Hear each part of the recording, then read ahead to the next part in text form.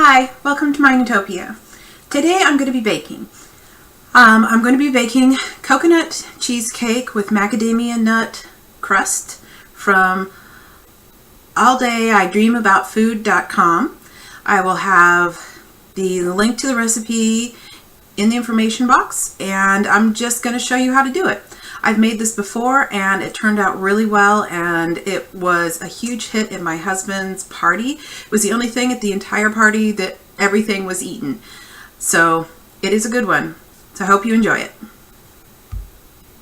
So using a food processor, this is Cuisinart from the 1970s and weighs about 30 pounds, but you can use something smaller if that's what you have. You take 1 cup of macadamia nuts, you put it in the processor, and you grind it up.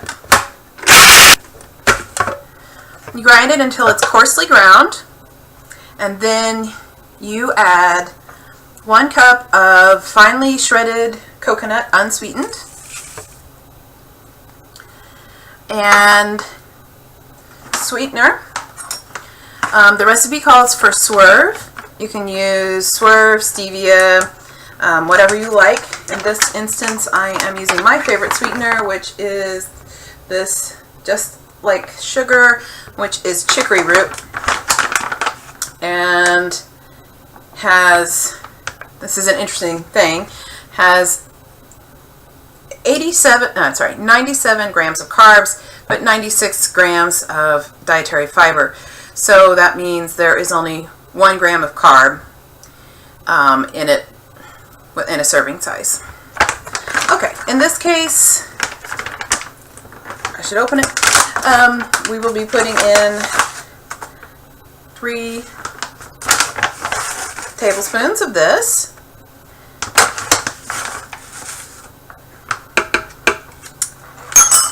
Then 1/4 of a teaspoon of salt. So for me, that's a rough estimate. And some sort of oil or melted butter. In my case, I am using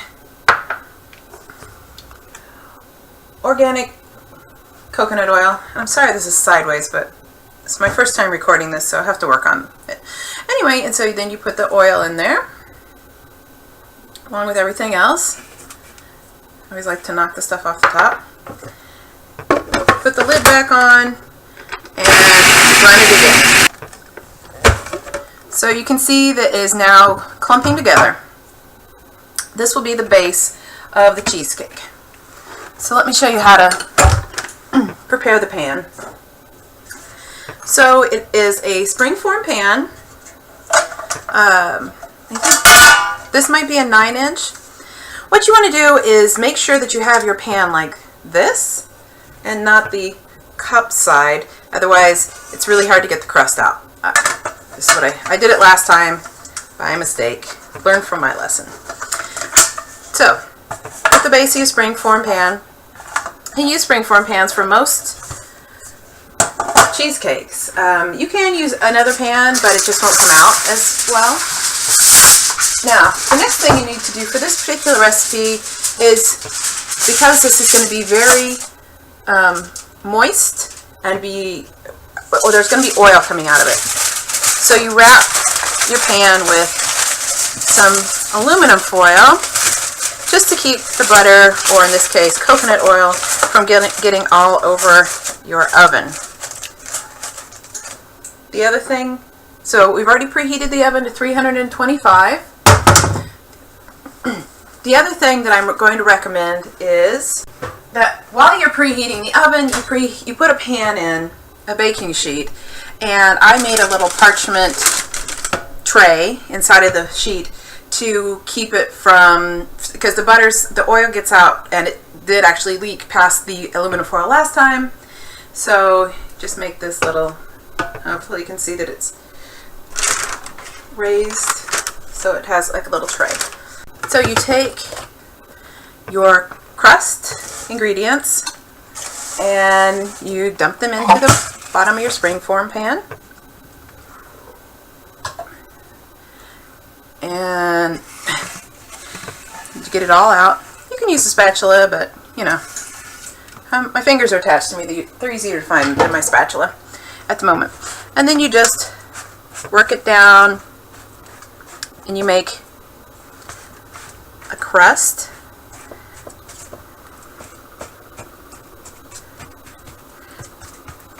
Flatten it all out. And I like a little bit on the sides because it's a very tasty crust. So there we have our crust. And then we put it in the 325-degree oven on that baking tray that's lined for 12 to 14 minutes. So we'll now move on to the middle, the actual cheesecake part of our coconut cheesecake. So you start with 3 packets of cream cheese in a bowl. Now I have a mixer, so I'm going to use that. If you have to use a hand mixer, then use that. So this is 1.5 pounds or 3 8-ounce packages. I personally use this one, just my favorite. You can use any brand, any style you like. You could probably even make it with non-dairy, non-dairy cream cheese. I can't think of what the name is right now. It's tofu based, I believe. I used to eat it. It was good. I'm not sure how many carbs are in it. So you just mix. It's really loud, so I'll probably come back to you in a minute. So now my cream cheese is mixed. It's blended. It's all smooth together. I forgot to tell you that is room temperature. It's not going to mix very well if it's not room temperature. And the reason that my thing is so loud is because I have this special beater that has scrapers on the side. You can see that. It's gray there. So it already has like a spatula built into it. Makes these things so much easier. So now it's time to put in the sweetener. Now once again, I'm going to use my favorite sweetener. But this time, I'm going to mix it with another sweetener. So it's supposed to be between 3/4 and 1 cup of sweetener, depending on how sweet you like stuff. So I'm going to start out with, it's a 1/2 cup measure, so I'm going to start out with a little bit less than a 1/2 cup, because I do find a lot of low-carb stuff with different sweeteners to be overly sweet,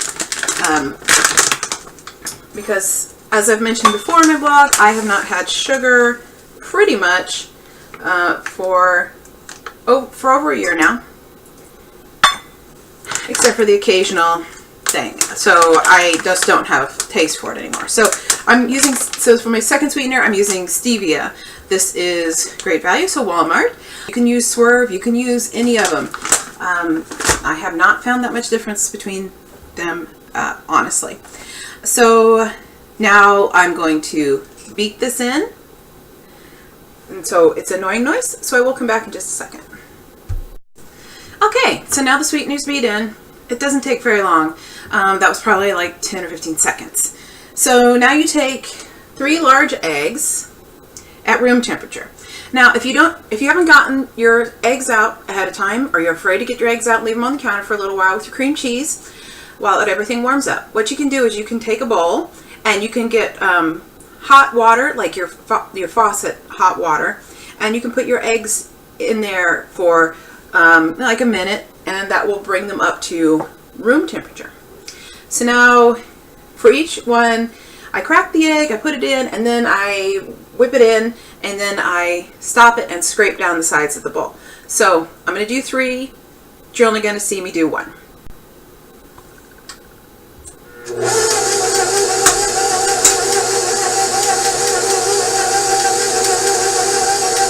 So I've just finished integrating my 3rd egg, and I'm going to scrape down the sides of the bowl so you can get all the cheesy goodness and eggy goodness to blend together.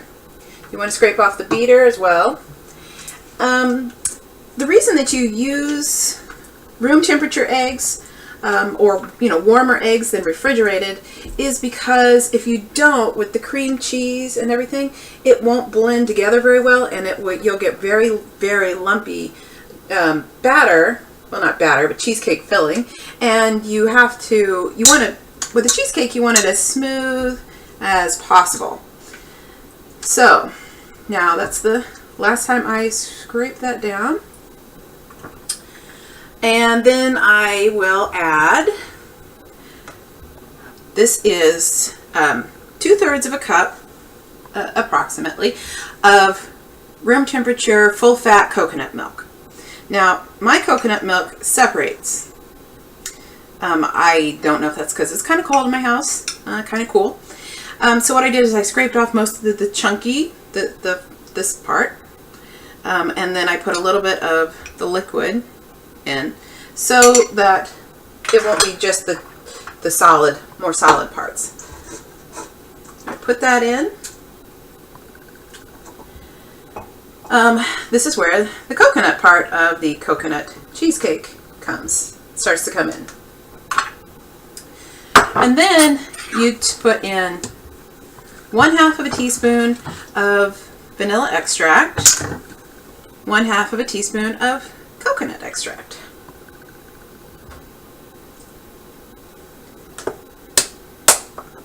And you blend it up again.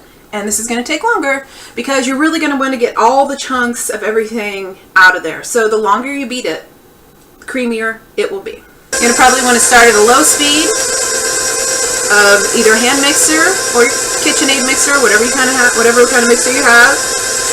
Let me show you what you don't want. Try not to make anyone nauseous from moving. Hopefully you can see that this is very, very chunky. It's not, okay. Anyway, hopefully you can see that it's very chunky, that it still has quite large chunks of the coconut milk in it. And so you're going to want to get it really creamy.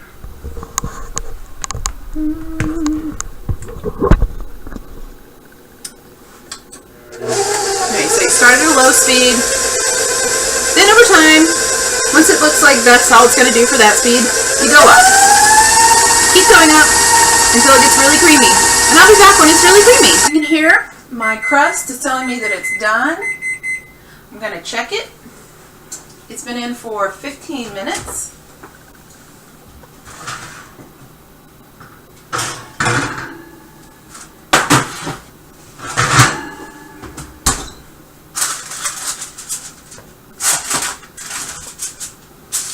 So this is what we're looking for, is the edge of the crust is just getting slightly brown, a little golden brown.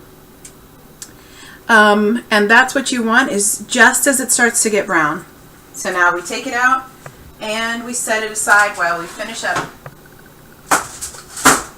the coconut cheesecake part. Before you finish blending up your cheesecake, you're going to stop and scrape down your beater.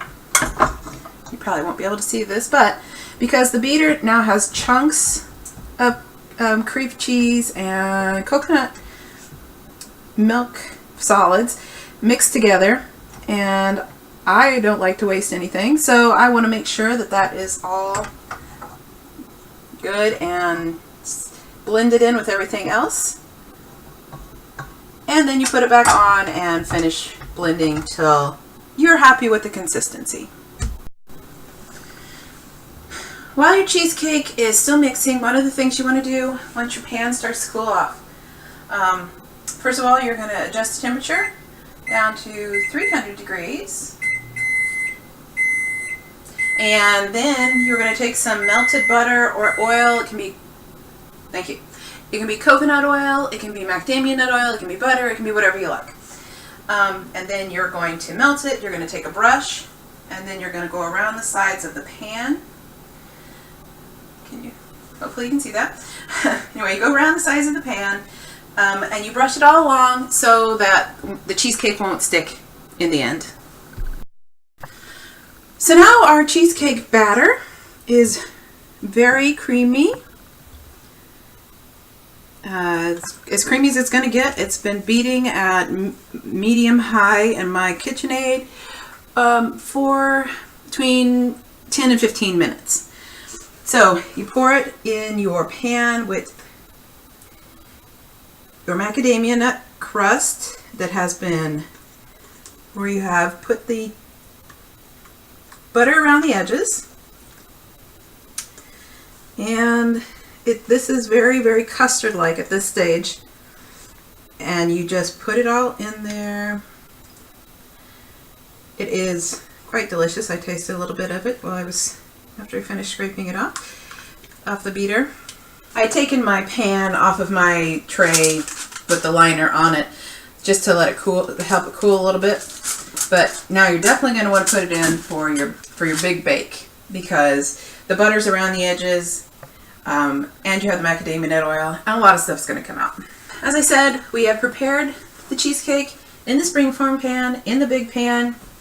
We're going to put it in the oven for between 1 hour and 1 hour and 45 minutes until it's jiggly in the middle. And another important thing is to take a baking pan full of water and you put it on the shelf below the cheesecake. That's it for right now. It's going to cook for an hour and a half to an hour and 45 minutes. And I will show you when we get to that stage. Okay, so the cheesecake has been in for about 1 hour and 35 minutes. Let me get it out and steam up my glasses. And it's done, as you can tell, because it still has a wobble to it. You want it to still wobble, not be completely set. And so now we just let it cool in the pan. Once it's cooled in the pan, I'll take a knife, go around the outside edges, and then cover it with plastic wrap, put it in the fridge for at least 3 hours.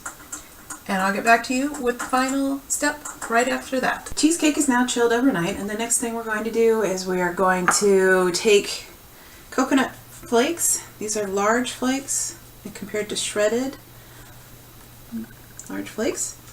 And a hot skillet, dry, no oil or anything in it. And dump them in, shake it around, and then what we're going to be doing is just browning it. So it's just going to take a few minutes, and I will show you what it looks like when it's done. So now I've finished with the coconut flakes, so you can see that they're brown.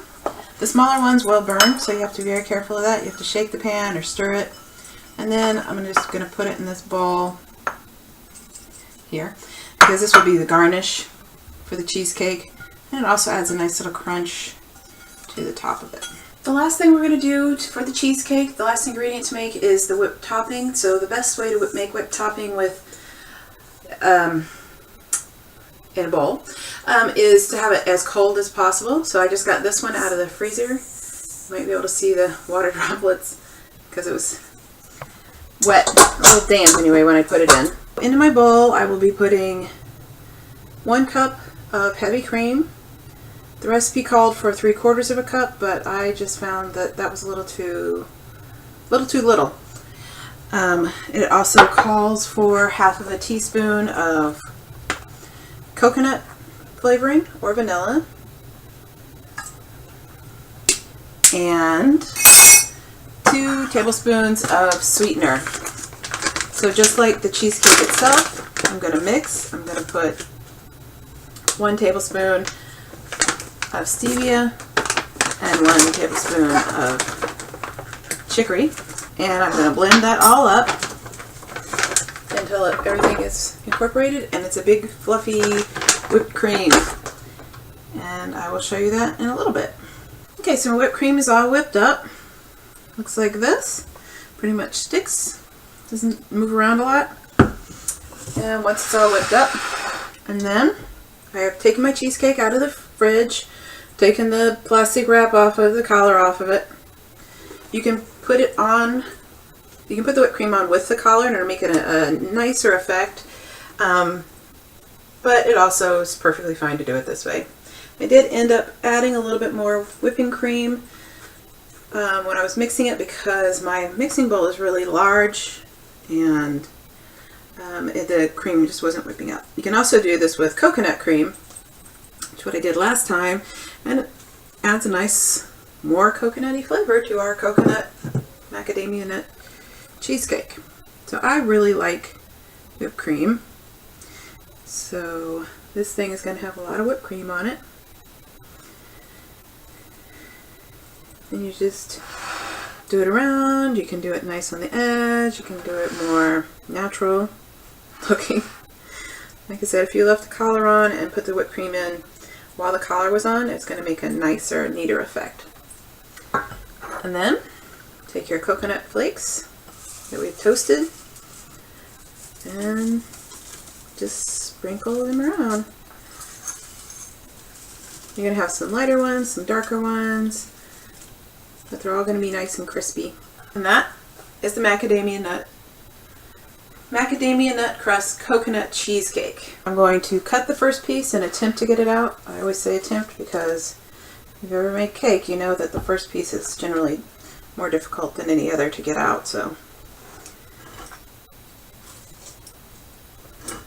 this thing is low carb and pretty high fat, but it is really good. Well, it wasn't too bad. So that's what the cheesecake looks like. And here, that's what it looks like from the inside. So I hope you enjoyed this video. If you have any questions, post them in the comment section, and I will also be taking requests for anything that anybody wants to see made. I have another thing planned, but I will make more videos if people want more videos. So hope everyone's well, and I'll see you next time. Bye.